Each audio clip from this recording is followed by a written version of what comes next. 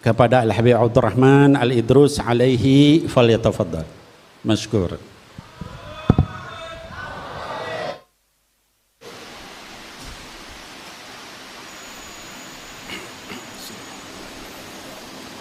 Assalamualaikum warahmatullahi wabarakatuh.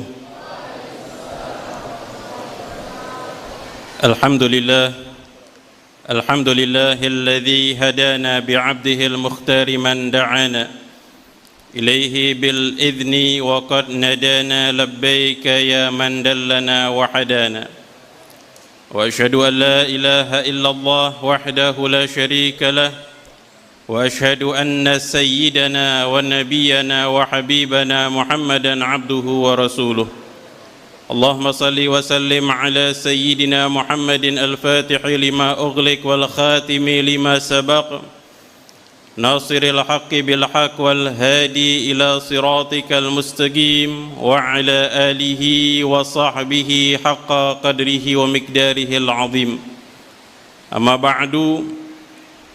Yang saya hormati, saya muliakan keluarga besar Sahibul Haul Sultanul Qulub Al-Habib Mundhir bin Fuad Al-Musawa alaihi rahmatullah, wa minhum Dewan Syura Majlis Rasulullah sallallahu alaihi wasallam, orang tua kita ayahanda Al-Habib Nabil bin Fuad Al-Musawa, yang kita doakan semoga Allah Subhanahu wa taala berikan beliau panjang umur, sehat wal afiat, dapat membimbing kita mengikuti jalan yang diridai Allah, jalan Nabi kita Muhammad sallallahu alaihi wasallam. Serta yang saya hormati, saya muliakan Dewan Guru Majlis Rasulullah Al-Habib Muhammad Al-Bagir bin Yahya Al-Habib Alwi bin Abdurrahman Al-Habsyi, dan yang saya hormati bil khusus di antara pimpinan-pimpinan Majlis Rasulullah baik dari luar negeri dan juga dalam negeri, wa minhum Khadim MR Gorontalo Habib Salim Al-Jufri, dan juga MR Pekalongan Ustadz Fakhrul Matlab, dan juga seluruh para habaib, para alim ulama, hadirin hadirat yang hadir malam hari ini. Semoga Allah Subhanahu wa taala senantiasa memberikan kita keberkahan, kebaikan, dan insyaallah dengan niatnya kita hadir malam hari ini mengharapkan ridha Allah Subhanahu wa taala di dalam perkumpulan kerinduan, perkumpulan cinta, yang dimana kita sama-sama hadir untuk mengenang Sahibul Haul Sultanul Qulub Al-Habib Mundhir bin Fuad Al-Musawa alaihi rahmatullah, yang mudah-mudahan Allah Subhanahu wa taala kelak akan mengumpulkan kita semua bersama beliau insyaallah, dan bersama baginda Nabi kita Muhammad sallallahu alaihi wasallam. Amin amin ya rabbal alamin. Hadirin hadirat yang dimuliakan oleh Allah Subhanahu wa taala, maka alangkah besarnya nikmat yang Allah Subhanahu wa taala berikan kepada kita, wabil khususnya adalah nikmat Islam dan nikmat iman. Dan Allah Subhanahu wa taala menambahkan nikmat yang sangat luar biasa sehingga kita dijadikan umat yang paling mulia, umat baginda Nabi Muhammad sallallahu alaihi wasallam. Dan nikmat ini pula Allah tambahkan kepada kita, di mana Allah Subhanahu wa taala telah memberikan kita sebuah petunjuk agar dapat berguru, agar dapat mengenal sosok seseorang yang benar dalam mengikuti jalannya Nabi Muhammad sallallahu alaihi wasallam, dan di dalam hatinya penuh rasa cinta kepada Rasulullah sallallahu alaihi wasallam. Dan perkumpulan semisal ini adalah kenikmatan yang sangat besar, baik dalam kegiatan Istiqamah Jalsatul Itsnain di Masjid Al-Munawwar ini, dan juga dalam kegiatan-kegiatan yang dilaksanakan Majlis Rasulullah sallallahu alaihi wasallam, yang dimana setiap hadirnya kita maka seakan-akan jiwa kita ini dicas, ya, jiwa kita ini dengan tujuan agar lebih semangat dan giat ibadah kepada Allah, dan juga meninggalkan perbuatan-perbuatan yang dilarang oleh Allah Subhanahu wa taala, dan juga diantaranya adalah agar kita menjadi umat yang cinta dan dicintai oleh Nabi Muhammad sallallahu alaihi wasallam. Hadirin hadirat yang dimuliakan oleh Allah, maka ada sebuah kisah daripada kisah besarnya nikmat iman yang Allah berikan. Daripada kisah Al-Imam Al-Habib Syekh Abu Bakar bin Abdullah Al-Idrus Al-Adani, seorang ulama, seorang tokoh yang dikenal sosok ulama yang kaya raya, ulama yang kaya raya serta dermawan, sehingga beliau adalah sosok ulama yang sangat dikenal di kota Aden, baik karena beliau memiliki ilmu yang sangat luar biasa, akhlak yang sangat indah, dan diantaranya beliau dikenal sebagai sosok yang kaya dan dermawan. Dan di kota Aden ternyata ada seseorang non-muslim, seorang kafir yang tinggal di sana dan hidupnya sangat sederhana.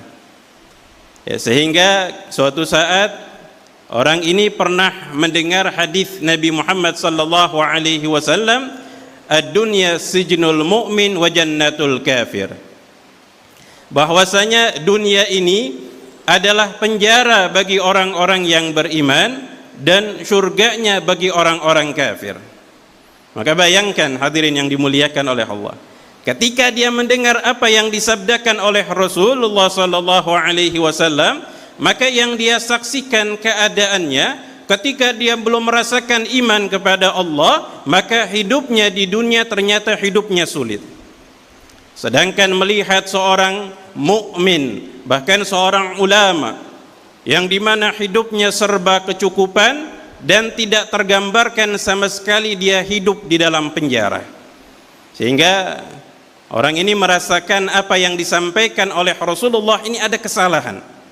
Ya, dia akhirnya datang kepada Syekh Abu Bakar Al-Adani dan berkata kepadanya, "Wahai Syekh, sesungguhnya Nabi Muhammad, nabimu itu telah menyampaikan sesuatu hal yang tidak sesuai."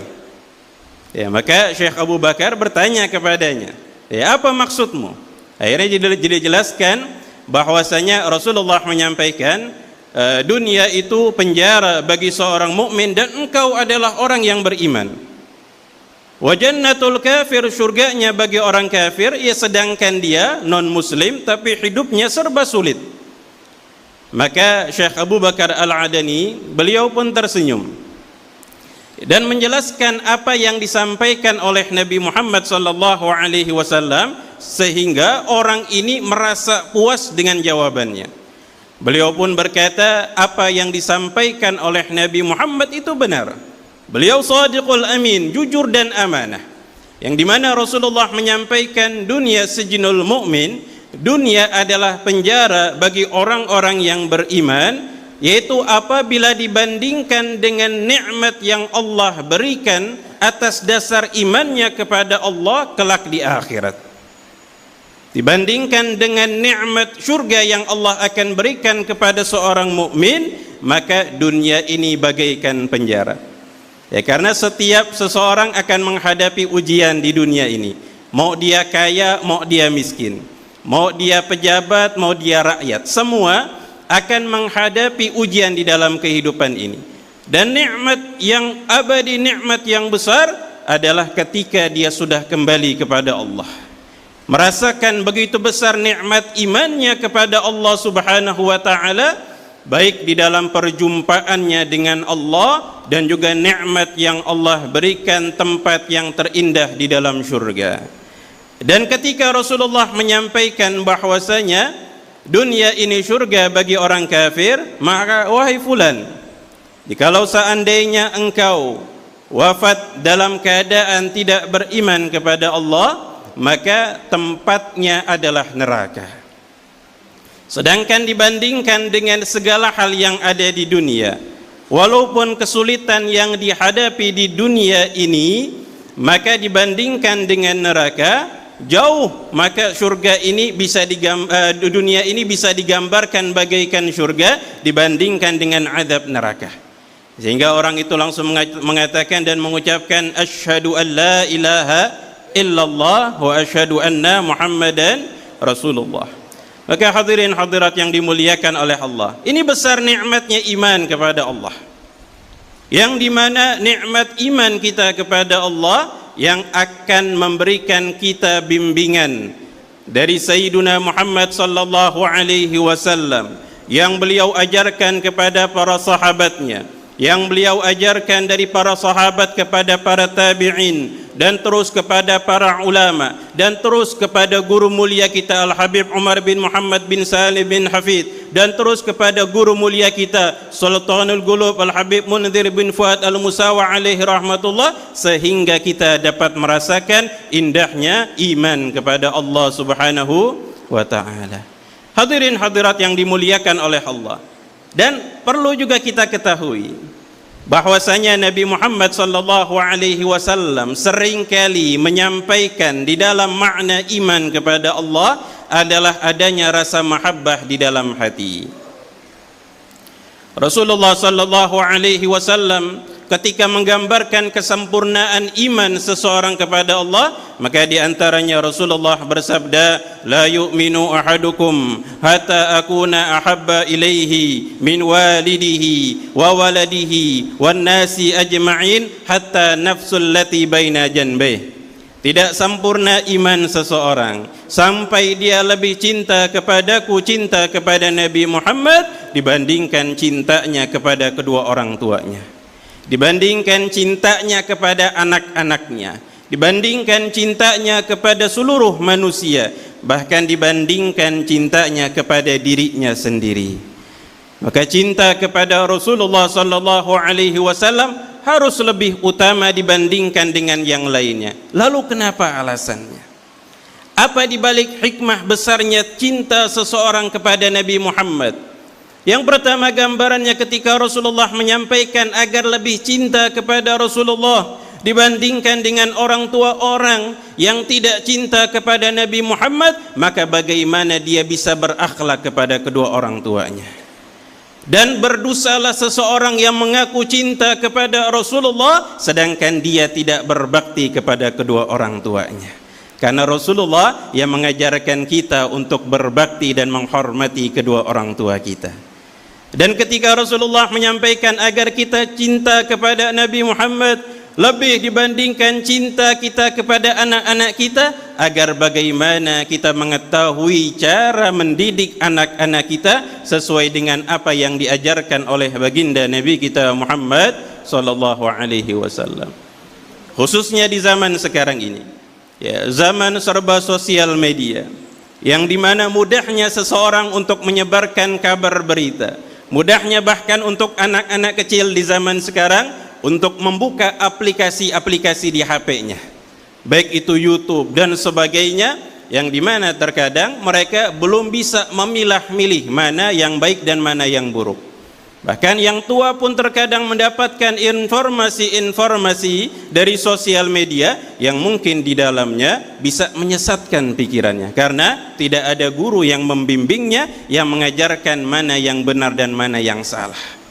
Begitulah seseorang daripada orang tua yang ingin membuktikan cintanya kepada Nabi Muhammad agar dapat mendidik anak-anaknya untuk mengikuti ajaran Nabi Muhammad sallallahu alaihi wasallam. Begitu pula Rasulullah menyampaikan agar cinta kepada Rasulullah lebih besar dibandingkan cinta dengan siapapun, karena Nabi Muhammad rahmatun lil alamin yang mengajarkan cinta kepada siapapun.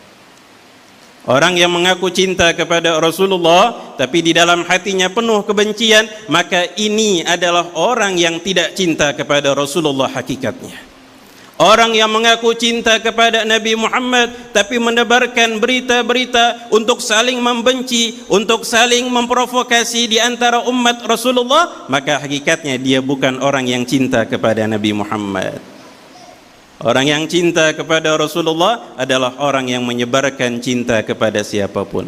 La yu'minu ahadukum hatta yuhibba li akhihi ma yuhibbu li nafsihi.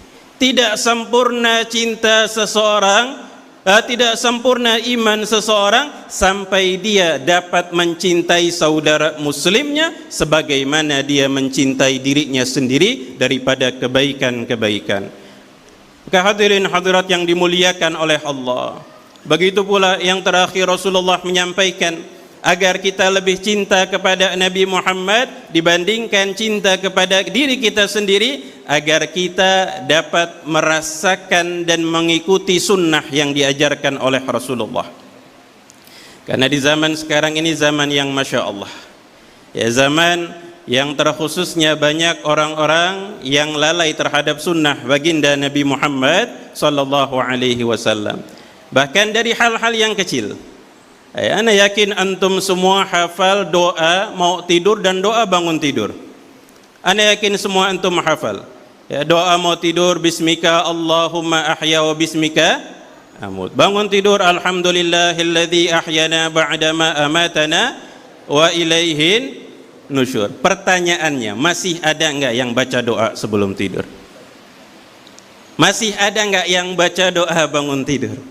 Kenapa? Karena zaman sekarang ini banyaknya wirid, zikir, amalan yang dibaca sebelum tidur, bangun tidur, bahkan waktunya sering kali dihabiskan, yaitu diantaranya dengan membaca WhatsApp. Betul apa betul? Ya, sering kali.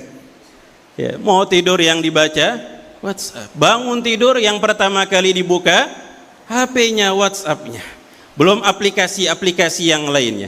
Makanya tadi jalsah sebentar di markas Majelis Rasulullah bersama adinda dari Habib Nabil, Habib Ramzi bin Fuad Al-Musawa, yang mudah-mudahan juga Allah berikan panjang umur, sehat walafiat. Beliau menyampaikan, di zaman sekarang ini banyaknya, jangankan anak-anak muda, yang tua juga sama. Apa? Habis waktunya dengan megang HP, dengan sosial medianya, dengan televisinya, ya, belum dengan hal-hal yang lainnya. Sehingga kalau dibandingkan dengan baca Al-Qur'annya, dibandingkan dengan amalan-amalan sunnahnya, oh itu jauh. HP bisa sejam, 2 jam, 3 jam, baca Al-Qur'an seperempat jam sudah alhamdulillah. Ya, maka hadirin hadirat yang dimuliakan oleh Allah, dengan hadir Hauliya Sultanul Qulub Al-Habib Mundhir bin Fuad Al-Musawa alaihi rahmatullah, kita ikuti ajaran beliau. Bagaimana beliau sangat-sangat sekali menjaga sunnah baginda Nabi Muhammad sallallahu alaihi wasallam, dan beliau ingin kita juga agar terus mengikuti sunnah dan juga menjalankan sunnah baginda Nabi kita Muhammad sallallahu alaihi wa ala alihi wa sahbihi wasallam. Semoga Allah Subhanahu wa taala senantiasa memberikan kita keberkahan. Allah Subhanahu wa taala senantiasa kumpulkan kita di dalam majlis-majlis zikir, majlis-majlis salawat kepada baginda Nabi Muhammad sallallahu alaihi wasallam, dan mudah-mudahan dengan keberkahan daripada Sultanul Qulub Al-Habib Mundhir bin Fuad Al-Musawa alaihi rahmatullah, Allah Subhanahu wa taala mengampuni dosa-dosa kita, Allah Subhanahu wa taala mengabulkan hajat-hajat kita, Allah Subhanahu wa taala memberikan apa yang kita harapkan fid din wa dunya wal akhirah, dan kita harapkan adalah kelak pada hari kiamat Allah Subhanahu wa taala mengumpulkan kita semua bersama kekasih Allah, kekasih kita Al-Habib Mundhir bin Fuad Al-Musawa bersama guru beliau Al-Habib Umar bin Hafidh, dan terkhususnya yang semoga Allah Subhanahu wa taala mengumpulkan kita semua bersama kekasih Allah, kekasih kita Nabi kita Muhammad sallallahu alaihi wa ala alihi wa sahbihi wasallam. Amin amin ya rabbal alamin. Hadza ma aqulu lakum, mohon maaf apabila ada salah kata. Wabillahi taufiq wal hidayah. Wassalamu alaikum warahmatullahi wabarakatuh.